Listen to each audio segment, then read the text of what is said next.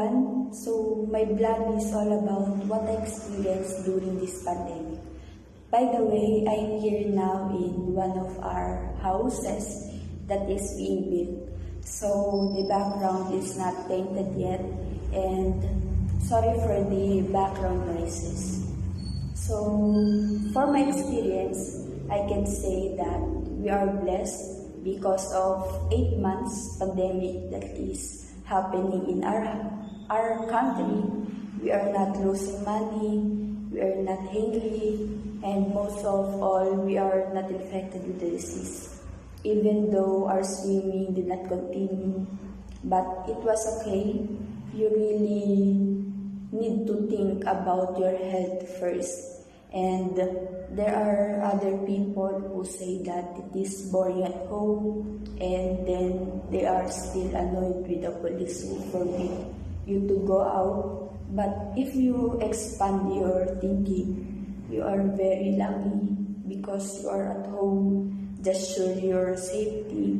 But frontliners who are very tired, they want to go home to their families, but they can't do it because they might have COVID and they can infect their loved ones. But it's okay now because they can go somehow, but still have to be careful.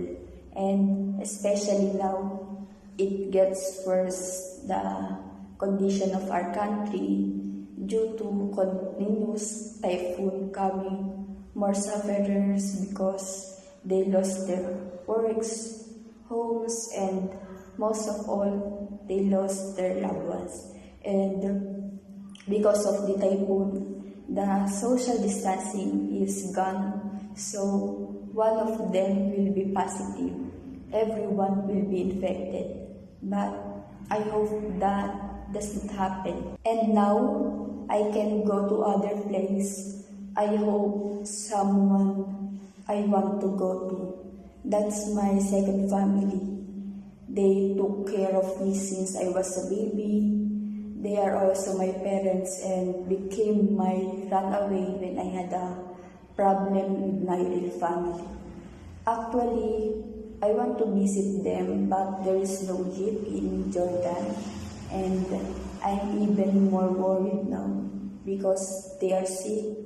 No one will take care of them. No one is working to cook for them, and they have a child, but my older brother is married and is already working abroad, so I was taken care of.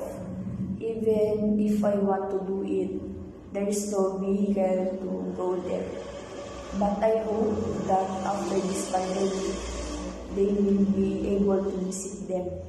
And since quarantine, no baon, no money. So I can buy what I want.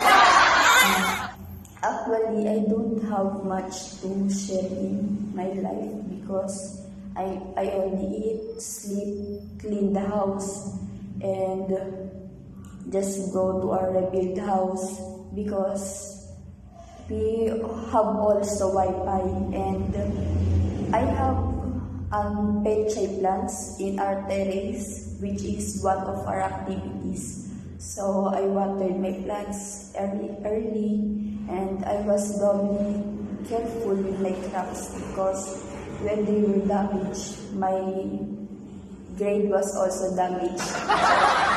And by the way, later we will eat at Samyuk near at our house. I hope that the 300 I will pay will be worth it.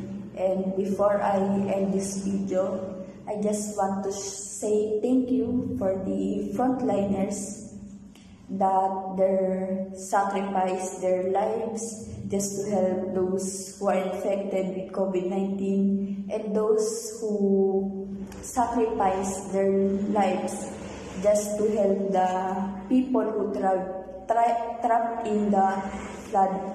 I salute you. Thank you for watching, guys. Keep safe and have a blessed day. Bye-bye.